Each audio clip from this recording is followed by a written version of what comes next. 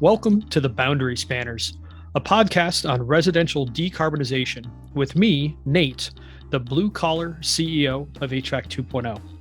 And I'm Abhi, a white collar policy researcher based in Canada. In this podcast, we're taking tacit, unspoken, and hands on knowledge from the white and blue collar worlds and turning it into explicit and actionable, out loud insights for residential decarbonization.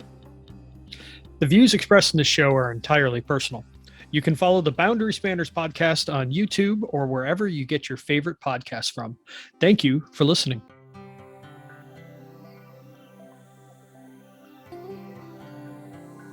Welcome to the first episode of Boundary Spanners.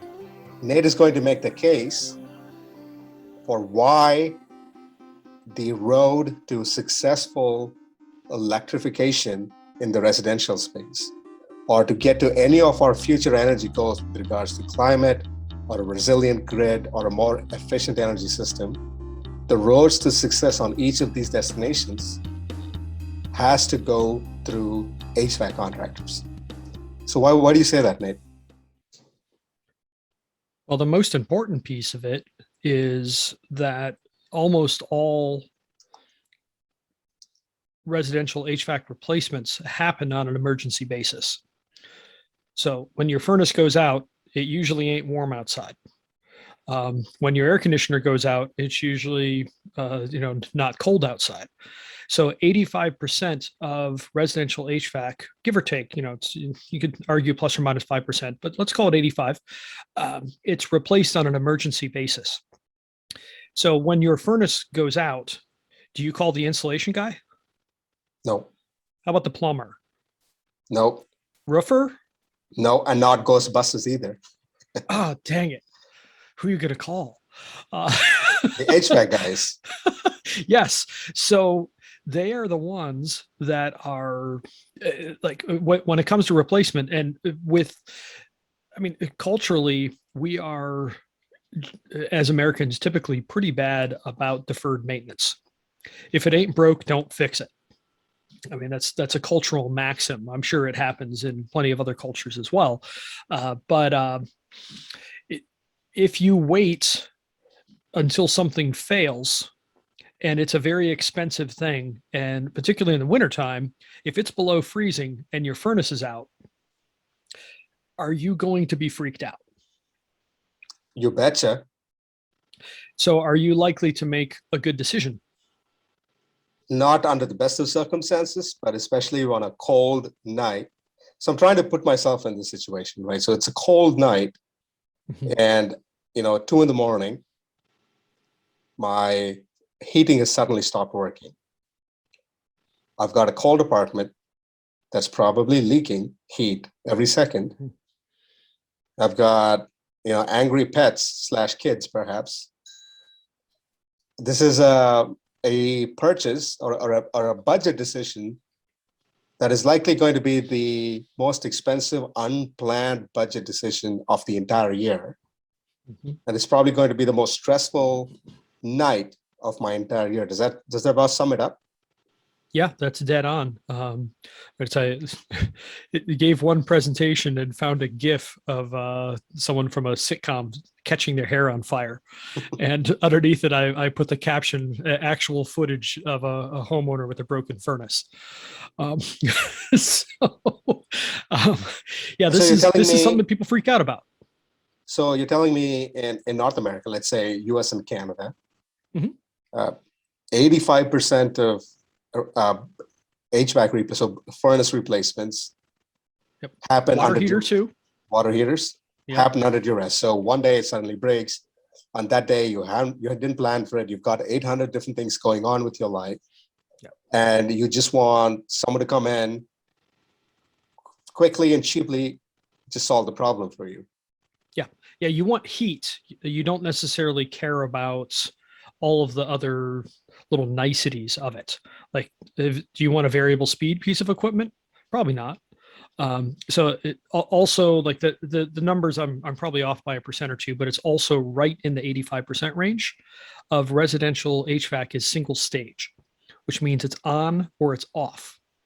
And in the chapter that we give out for free to anybody who will read it, HVAC 101 from my book, The Home Comfort Book, it compares the HVAC system in your car to that in your house. And cars have really good HVAC systems. So No there's way. 6 things that every HVAC system should do. Every car does 5. Most houses do none. Um, and the first and most important one for comfort is load matching, which is it puts out exactly as much heating or cooling as the house needs at that moment. And that varies through the year, moment by moment, day by day, season by season. It's never the same. You look at 2 days and it'll be different because the sun's out hard one day and it's not the next. Different heat loads or cooling loads. So being able to match that is the easiest way to think of it is if you had 10 gallons to take a shower, and I'm going to give you 2 choices. I can either dump a 10-gallon bucket over your head, or you can go take a 5-minute shower. Which one do you want? So single speed equipment is like that bucket. It's the same amount of energy, the same amount of heat that's delivered, but it's delivered too quickly. And what that does is it spikes your temperature up and then it slides, and then it spikes it up and then it slides. Where what you want is a constant stream of a little bit of heat or a little bit of cool, so it keeps your temperature like almost dead even. But when you're under duress, you are thinking, who is the first person who can get to my house with Yeah. the first piece of equipment they can get their hands on so that I have heat? We as humans make really bad decisions under duress. Like unless we have trained. I mean, this is why the military trains, so that when you find yourself under duress, it is instinct to react the correct way. I mean, sports is the same way. Like all disciplines ultimately, well, they're called disciplines because it helps you be disciplined to react in a non-emotional way to emotional circumstances. So you're building that muscle memory to take a certain action in response to a stimulus. Whereas if you're a homeowner, you don't have the same trigger discipline, right? And you default to, I need someone to solve this pain as quickly as possible, Yep. and preferably as I was about to say as inexpensive as possible, but that's not entirely true, is it? Because it's not inexpensive in the long run. No one is doing a life cycle cost assessment at point of purchase. You just want the cheapest equipment at that Yep. moment, someone who can get it in fast. Yep. And then now you've locked in a natural gas system, let's say, for what, 15, 20 years? Yep, in that ballpark. I mean, at least a decade, and probably more like 2. So you've lost the opportunity to decarbonize a home for about a decade or so, 2 decades. Yep. And so across America, let's say United States of America,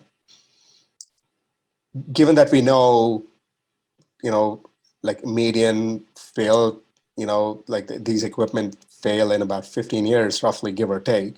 Mm-hmm.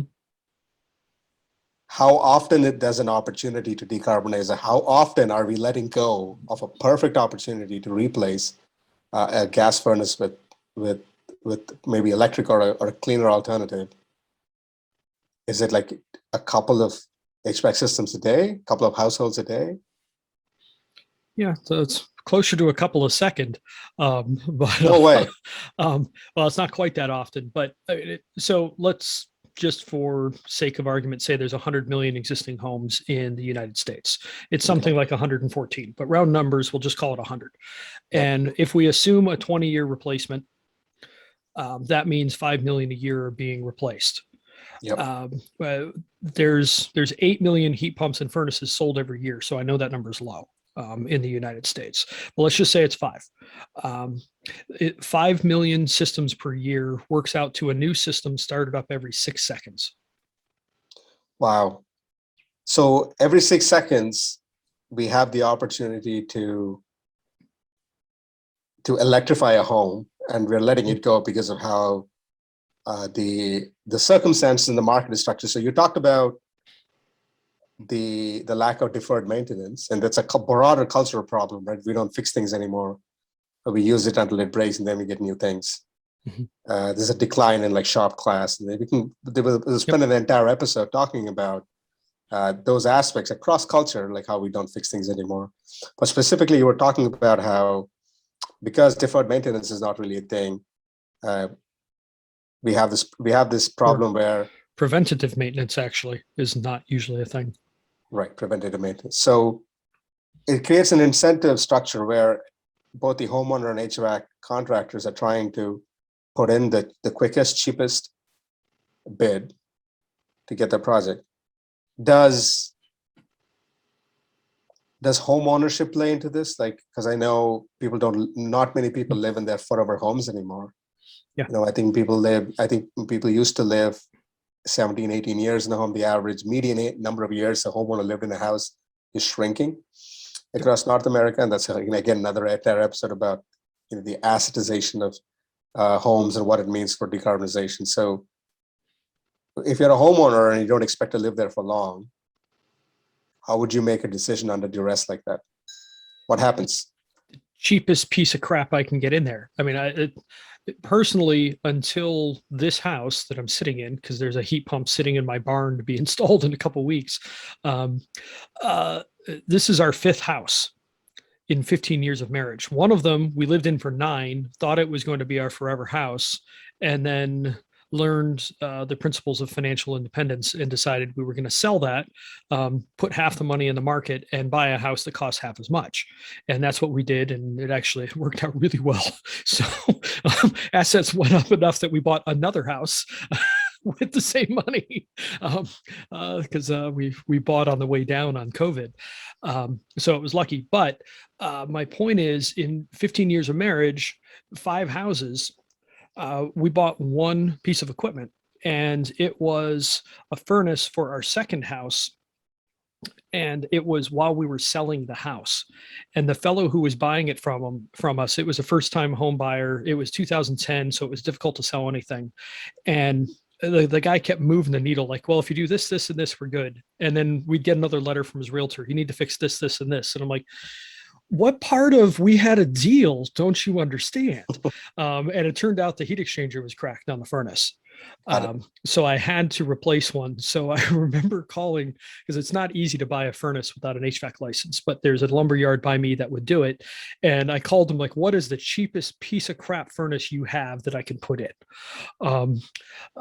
And so, I mean, I replaced that furnace out of anger.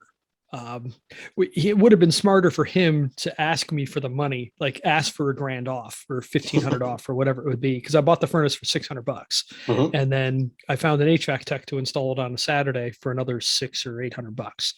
But I mean, I didn't have any money at that point. Like that was annoying.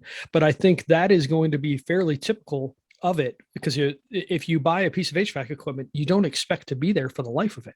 I mean, 5 houses in, I bought one. Right. And so a lot of families, their experience, with home ownership might not take the same path as yours, but there's some similarities, right? Because, uprootedness is very much a characteristic of modern life. And people move homes, move communities, move countries. I did. I went from India to Michigan to now Canada, seeking better opportunities and better life for themselves, and seeking to belong to different places. And as a consequence, not a lot of people get to live in a forever home anymore. Not a lot of people get to plant deep roots anymore.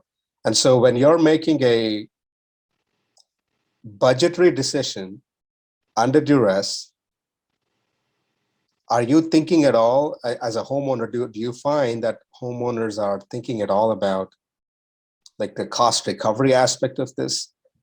So, for example, like if I took $10,000 and put it in a new kitchen countertops, at the back of my mind, I'm always thinking, yes, I mean, there's aesthetic value and this increase in quality of my life, but I also know that there's a significant percentage of the cost I can recover when I sell my house and move to a different place. But these factors don't play into, it's not an investment. Can you expand on that? We've talked about this before, so can you expand on that? Yeah. So, I mean, to the countertop thing, I mean, I've read a bunch of articles about this sort of thing. I think a new front door was like the best payback. of anything that you could get, because it could substantially change how the house looks. It's the first thing people Countertops- walk through in a house. Yeah. So you want to make a good impression. So a new front door for $1,000 or $1,500 can be really helpful. Although those numbers always seem too low to me, because I've got a client that recently paid $7,000 for a new front door, just the door. Like, I was dang. But the countertops, you can probably expect half or 3/4 of your money back, because the house is going to be a lot nicer. It's probably going to be part of a renovation of the kitchen.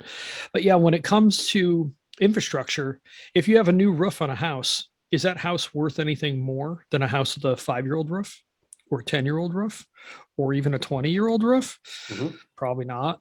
I mean, it might be a point of negotiation. It was on our now third house. It had a 25-year-old roof, and it was getting to be due.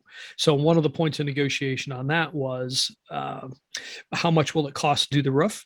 And I was like, well, probably going to be somewhere between 10 and 14,000. And these people were coming in from Connecticut, and they're like, I think that's at least 20 or 25. It's a market specific thing. I got a bid for 9,500, and they said yes, because now it was there. But a house is expected to have a roof. It's expected to have a heating or cooling system. And it doesn't matter. I mean, my mom sold her house. It was the house that I grew up in as a teenager. It had 2 furnaces in it, and both of them cracked. And actually, they damn near killed her. She had bad carbon monoxide poisoning. If she hadn't left to go to a friend's house, she'd probably be dead. Wow. So that's another piece of combustion appliances that's pretty interesting. But in selling the house, they're like, we demand that you replace these furnaces, which I understand, but that was just a hit out of it. But that's not a good decision. You generally don't want to have the seller do something for you, because they're going to find the cheapest, crappiest way to check that box. It's the same problem with new construction. It's a new house. It's built well. No, it's built to code, which is the crappiest house that you're allowed to sell by law. And they're often not that great. Talking about code will be, it'll be an entire season. We've got a season's worth of content to mine about the challenges of decarbonizing when the code really means that you're trying to do the bare minimum to skate by regulations, right? So we'll talk about that in a different time. Yeah, we'll set that one aside. Yeah. So let me circle back then to summarize. Every 6 seconds, roughly, an opportunity to decarbonize a home for 15 years goes missing because 85% of people are making budgetary decisions under duress. Yep. And that the budgetary decisions that they're making, the cost of that investment is not reflected in resale value for the home. Is that right? So yeah, you're not going to get a penny extra. Does it have a furnace? Okay. Yeah, good. Does it have an air conditioner? Okay. And so because of this, roughly every household's path to decarbonization goes through an HVAC contract. Yep. So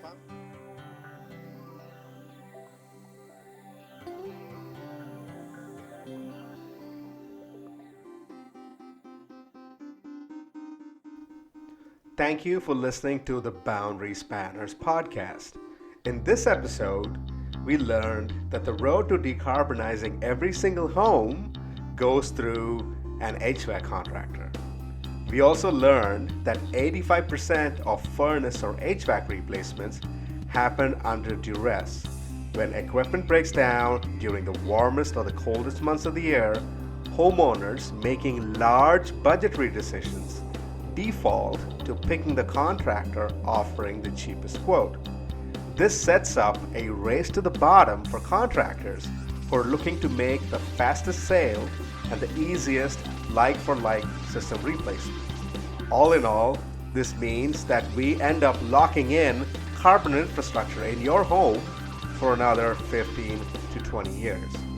So if you're a policymaker listening to this, you might want to ask yourself, how can I leverage this army of HVAC contractors that are always the first point of contact for homeowners when their furnace or air conditioner or water heater breaks down? How can I design policy that is boots on the ground with HVAC contractors rather than design programs for them from afar? Would such partnerships help pave the way for enlisting the support and the experience and the expertise of HVAC contractors?